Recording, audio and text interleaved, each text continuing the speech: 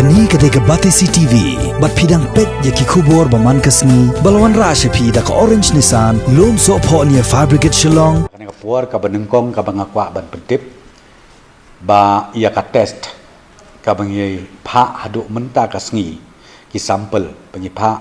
menta kasngi, kala hadu menta kasngi ka poi 1000 san spa kandai perusahaan teli, bat ka report ka bangi layo.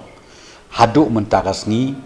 ke balong negatif 1000 saus pa lai pulai teli. Nang ta ki ka report ka bagindang ap bandang yo shibit damit lasai kasni kilong shispa san po teli. Shispa san po teli. Nalot jong kane ka bangakwa ban pentip ru akmat jong lengba jong pi syaki pait ba no sosnong jong kejela. Ba kadon ke kubur ke babha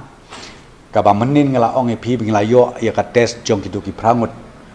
namar ba ka protokol kalong ba de ban test arsin ya kitu ki belayo ya nu kunyang jingpang de menin ka test ka benengkong ka bengiyo kalong ba kilong negatif de sasisin pat la de test biang ka bangakwa ban ya thu epi menta kalong ba ngilayo biang ya ka report bat ka report kalong negatif sasisin pat ya kini ki prangut.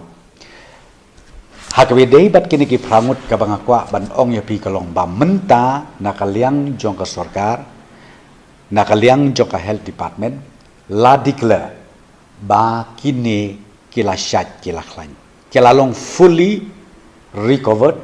fully cured kila syat kila klan tehnrei ka don pat ka protokol ka ban nakaliang jong ka sarkar lembaga health department ka ba kidang advice yakini ki bala klan ki bala syat ki bala long normal ba kindang peteng ya ka home quarantine sa kumba khat sausngi kata kalong da kamenta ka jingbit jingbiang jongki da kamenta jingbit jingbiang lang jongki pajba baro tenrei ko mo pikim dei bada ki pajba ban skutu bakla ban ong ba yakini ngimpat ngidang ting watang mani keren mani kanal dan ngim sengau sengan hakayat kayeng dan renga kwa ban ong pi bab kini kila syat kila klan hadin bang layo ya kene ka test ka report boro artli ba une uknyang jingpang don syuk ha ka khot met jongki baro